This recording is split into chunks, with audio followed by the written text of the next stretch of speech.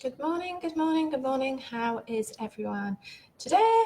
How has your week been? If you haven't already got your ticket for Friday, the 7th of February, do go and buy that once you've finished watching this video, please. So on Friday, the 7th of February, we are going to be talking about passive income and what other ways you can earn money aside from doing your one-to-one therapies. But I just wanted to come in here today to talk a little bit about why Twitter can help grow your business. So if you're already on Twitter, then do leave your Twitter handles below so I can come and follow you. If you aren't on Twitter already, then keep watching this video until the end. So I'm on Twitter. I started off being at NRG Healing York, and then as my business has evolved and changed, I've changed my name, so it is now at Lindsay Banks 111.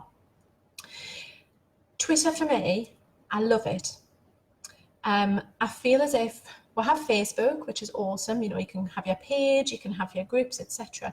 But Twitter, for me, you can have really short conversations with people which have faster sort of results.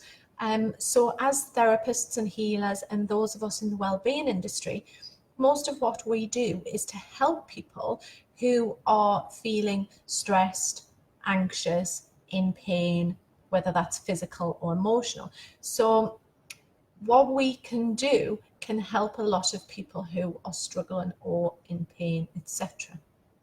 Now, part of the reason we often do what we do is because we have gone through that pain ourselves. We have either gone through a physical pain or an emotional pain, and we've sort of come out of the other side, and we're now in a position where we want to work with others.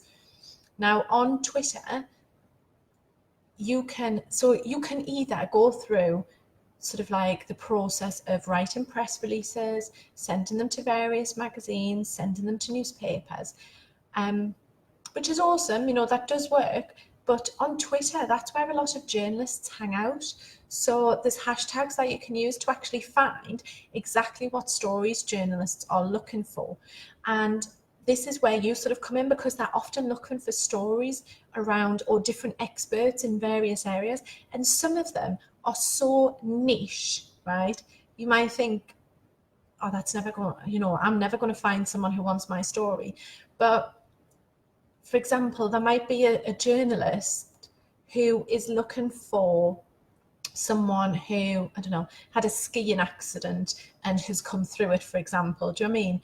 And that might not apply to many of us, but there's going to be someone here, you know, or someone that, you know, who's going to be on Twitter and is like, oh my God, that happened to me. So then you message them and you're like, oh, this is my story. And then you've given your journalist that story. Sometimes you get paid for it, sometimes you don't. But what it can do is it can just expand sort of what you're doing to others as well. So for myself, using Twitter, I've had people who have reviewed my books on their website. I've had people who've reviewed my books on Twitter, live on Twitter, live on Instagram, not on Instagram, live on Twitter. I met the lady who invited me to America on Twitter, so Lynette Kincaid. She's got her own YouTube channel as well, and she helps authors. So that came from Twitter. I appeared in the Daily Star on Christmas Day because of Twitter, and I had an article in the Sun Sunday magazine published in January because of Twitter. So there are so many journalists on there looking for stories, and it's about just making these connections.